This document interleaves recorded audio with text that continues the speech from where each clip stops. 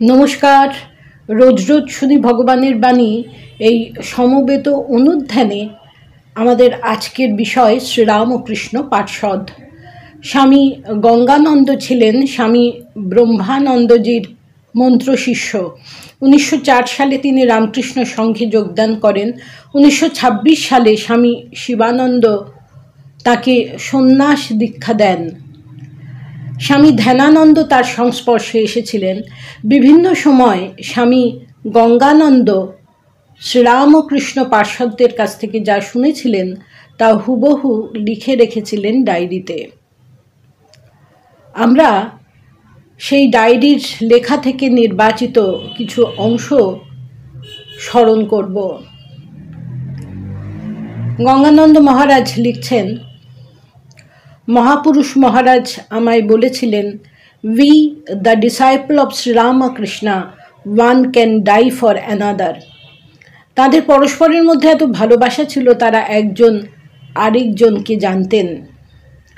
শশী মহারাজ পুরীতে এলেন মহারাজকে নিতে, অর্থাৎ ব্রহ্মানন্দ মহারাজকে নিতে এসেছেন। তিনি প্রণাম করলে মহারাজ বললেন, শশী, আজ জগন্নাথের মঙ্গল আরতি হয়েছে, দর্শন করতে যাবে না? শশী মহারাজ বললেন, মহারাজ, তোমাকে দেখছি, আর জগন্নাথ দর্শনে যেতে হবে, তবু তুমি যখন বলছো তখন যাব। শশী মহারাজ রাজা মহারাজকে কি দৃষ্টিতেই না দেখতেন। সাধুদের সেবা করলে চিত্ত শীঘ্র শুদ্ধ হয়। মহাপুরুষ মহারাজ বলতেন, 20 বছরের কর্মগুলো 2 মাসে হয়ে যায়। শরীরে বল না থাকলে সাধন ভজন হয় না। কাজ করবে কিন্তু ধ্যান করা চাই, এখন না করলে পরে আর হবে না। রাজা মহারাজকে জিজ্ঞাসা করেছিলাম, আপনি যা বললেন তাই করব না বিচার করে করব? তিনি বলেছিলেন, বিচার করে করবি। মহারাজ একবার বলেছিলেন, প্রথমে লোক গুরু হয়, তারপর মনই গুরু হয়। গরমকালে রাত্রে আরতির কিছু পরেই ঘণ্টা পড়লে 2খানা রুটি রেখে দেবে, ধ্যান জপ সেরে খেয়ে নেবে।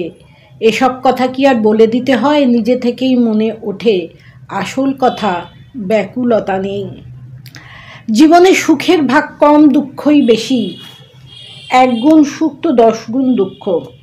বিয়েতে যত সুখ হয়, স্ত্রী মরে গেলে তার থেকে অনেক বেশি দুঃখ হয়। টাকা পেলেই যত সুখ হয়, টাকা গেলে তার থেকে বেশি দুঃখ হয়। কারণ এই যে সুখের সময় মনটা অন্যান্য বিষয়ে ছড়িয়ে থাকে, কিন্তু দুঃখের সময় সমস্ত মনটা মুহ্যমান হয়ে পড়ে, তাই শোক বেশি হয়। এই রকম দুঃখের সংসারে জন্ম মৃত্যু বড় কষ্টের। সে কারণে প্রার্থনা করতে হয় যাতে এই জন্মেই মুক্তি হয়। এই জন্মে মুক্তি না হলে কি গ্যারেন্টি আছে যে পরজন্মে হবে? পরজন্মে যে মানুষ হব তারই বা কি গ্যারেন্টি? কোনো ভীষণ অপরাধের ফলে হয়তো পশু পক্ষী হয়ে জন্মাতে হলো। হরি মহারাজ বলতেন, অদ্বৈত জ্ঞান আঁচলে বেঁধে যা ইচ্ছা তাই করো। এর মানে হরি মহারাজ বলছেন যে এক্ষুনি অদ্বৈত জ্ঞান লাভ করে তারপর যা ইচ্ছে তাই করো। অর্থাৎ শ্রীরামকৃষ্ণ বলতেন, অদ্বৈত জ্ঞান আঁচলে বেঁধে যা ইচ্ছে তাই করো, আর হরি মহারাজ বলছেন, এক্ষুনি অদ্বৈত জ্ঞান লাভ করো, তারপর যা খুশি তাই করো। ঠিক কথা, বাক্কা বেটা। অর্থাৎ শ্রীরামকৃষ্ণের সন্তান তো। আমি আত্মা ব্রহ্ম, এও একটা রাস্তা, বিচারপথ। এটাই শেষ নয়। সমাধি না হলে ঠিক জ্ঞান হয় না। বিচারের শেষে সমাধি। প্রেম ভক্তি একটা রাস্তা। যে প্রেম ভক্তি লাভ করেছে, ব্রহ্মজ্ঞান কিন্তু তার অতি নিকটে। ঢাকায় পূজনীয় বাবুরাম মহারাজ আমায় এক ভক্তের বাড়ি যেতে বলেন।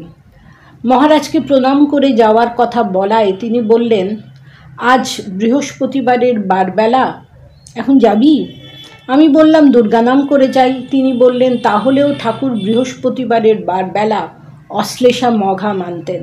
অশ্লেষা মঘা নক্ষত্র আর বৃহস্পতিবারের বারবেলা এটা তিনি মানতেন। তাই ঢাকায় গিয়ে বাবুরাম মহারাজকে প্রণাম করে তিনি যখন বলছেন আমি যাচ্ছি, তিনি তখন বলছেন যে আজকে যাবি? আমরা ওই 3টে মেনে চলি, যেটা ঠাকুর মানতেন। পুরীতে রাজা মহারাজ আমাকে বললেন, তুমি ব্রহ্মচারী, নিজে রান্না করে খাও। কিছুদিন ওইরূপ খাওয়ার পর বললেন, এখন ভিক্ষা করে খাও। আমি জিজ্ঞাসা করলাম, সব জাতের লোকের কাছে ভিক্ষা করব কি? তিনি বললেন, যার কাছ থেকে ঘৃণা না হয় তার কাছ থেকেই ভিক্ষা করো। মহারাজ তপস্যা করতে যাওয়ায় আমি বলেছিলাম, তপস্যা করলে অভিমান হবে। তিনি বলেছিলেন, তপস্যার অভিমান ভালো, অর্থাৎ আমি তপস্বী, এই অভিমান ভালো। সাধন ভজনের অনেক বিঘ্ন আছে। স্বামী অনুভবানন্দকে রাজা মহারাজ বলেছিলেন, প্রত্যহ অন্তত 5000 বার জপ করবে। 1921 সালে পূজনীয় শান্তানন্দ মহারাজ, জগদানন্দ মহারাজ, অনুভবানন্দ মহারাজ ভুবনেশ্বরে তারা সন্ন্যাস নিয়েছিলেন। মহারাজ নিয়ম করেছিলেন, ভোর 4টে উঠবে, ধ্যান জপ করবে। বেলুন মঠে তাই হতো। মহারাজের ঘরে এবং বারান্দায় ধ্যান জপের পর ভজন গাওয়া হতো। বিশ্ব এখন ভজন গাও। সেবক বিশ্ব মহারাজকে রাজা মহারাজ এই রকমই বলতেন, বিশ্ব এখন ভজন গাও। শ্যামাসঙ্গীত হতো। মহারাজ বলেছিলেন, সকলকে গান শিখতে হবে। আমরা আবার পরবর্তী পর্বে আলোচনা করব। নমস্কার।